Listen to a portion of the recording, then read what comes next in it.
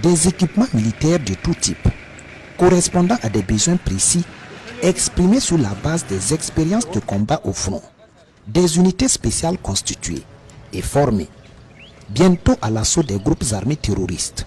Le chef de l'État y met un point d'honneur. Pour le capitaine Ibrahim Traoré, c'est une marque de confiance du peuple burkinabé.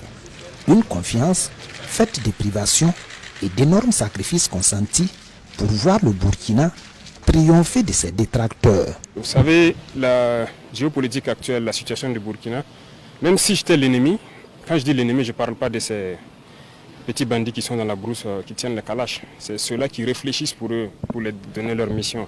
Si j'étais l'ennemi aussi, géopolitiquement, je vais m'en prendre beaucoup au Burkina. Donc vous voyez qu'il y a une convergence des terroristes vers le Burkina. C'est logique. L'objectif, c'est de nous faire plier parce que la ligne qu'on a prise, ça ne doit pas contaminer d'autres. Donc c'est un peu l'effet.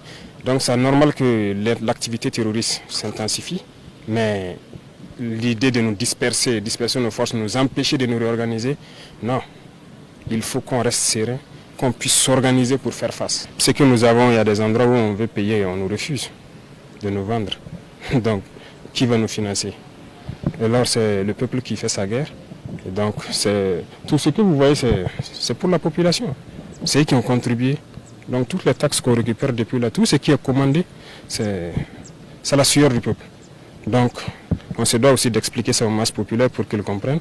S'assurer de l'opérationnalité du matériel acquis.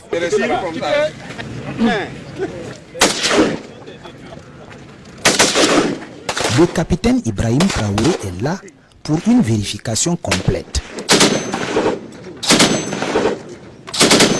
Certaines démonstrations se font hors caméra, tout comme d'autres équipements de dernière génération acquis grâce au patriotisme exprimé des Burkinabés. Juste un peu de patience, il y aura de quoi commenter sur l'apport de ces armes dans les combats. Grâce au vaillant peuple burkinabé, je pense qu'il y a beaucoup de choses en cours. Des acquisitions sont déjà faites en termes de moyens de combat et tout, terrestres, surtout aériens aussi. Nous sommes très contents aujourd'hui d'avoir sur notre sol, je peux dire, le drone le plus performant. Mais on ne va pas vous le faire voir parce que c'est aussi stratégique. Beaucoup d'autres choses sont à venir. Le président Ibrahim Traoré se dit pleinement conscient des efforts supplémentaires demandés aux contribuables burkinabés.